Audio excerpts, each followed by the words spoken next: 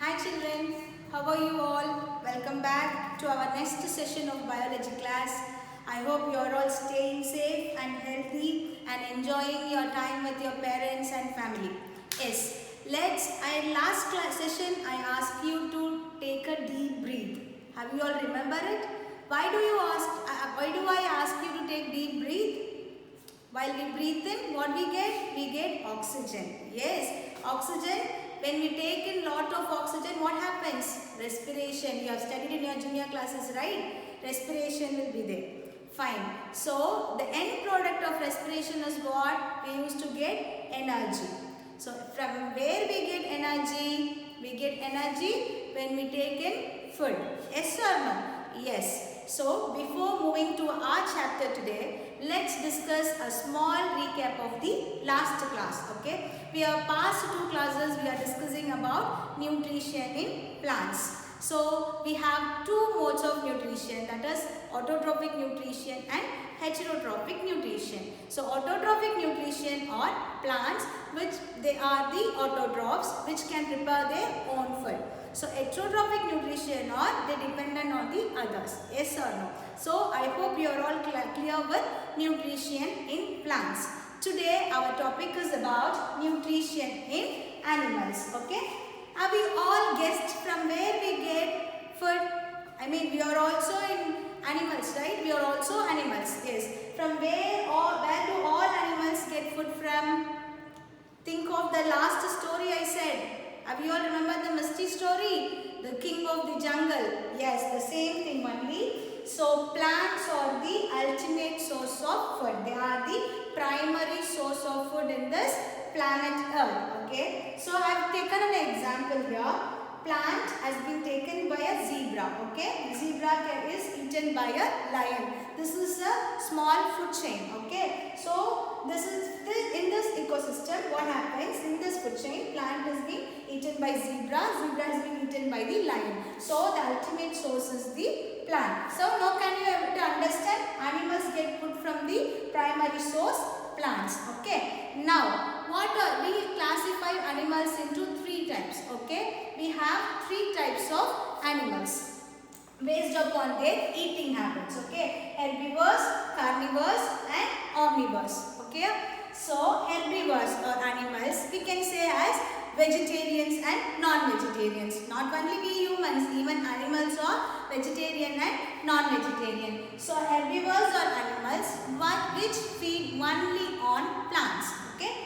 Example of herbivores are, we can say cow, goat, zebra, all these falls under the category of herbivores. Next comes the carnivores. They are non-vegetarians which feed only on flesh eating, that is only on flesh. They are said to be flesh eating animals. Example of lion, tiger. Okay. Omnivores, they are like us which feeds on both plants and animals. Example are bear. Okay. Now are we all clear with the classification of animals based on the eating habits? We have herbivores, carnivores and omnivores. How does animals take in food? Okay. So as I said, food is the important source of energy. Okay. We all need food to get energy. In what way they feed on this food? Okay. We also know the eating habits of animals. Now how they take in the food. The process of taking in food is called as ingestion. We'll study this process in detail in the next session. Okay. Now, how the method? Somebody will swallow the food, somebody will chew the food, somebody will peer the food. Likewise, animals, bees, all we have some different types of, that is modes of taking in food. Okay, they are sucking, piercing, chewing, cutting, swallowing. All these are the modes of taking in food. That is taking in is said to be ingestion. Okay, now we are taking food. As such, we get energy. No, right? So, how do we get energy? By the process of respiration, as well as this food should be get digested. Now, what is digestion? So, digestion is the process. So, we are taking food, all kind of nutrients we take in, right? You know what are all the nutrients? Just recall it. I'll tell you. Nutrients are carbohydrates, fats, proteins, vitamins and minerals. Have you all got it?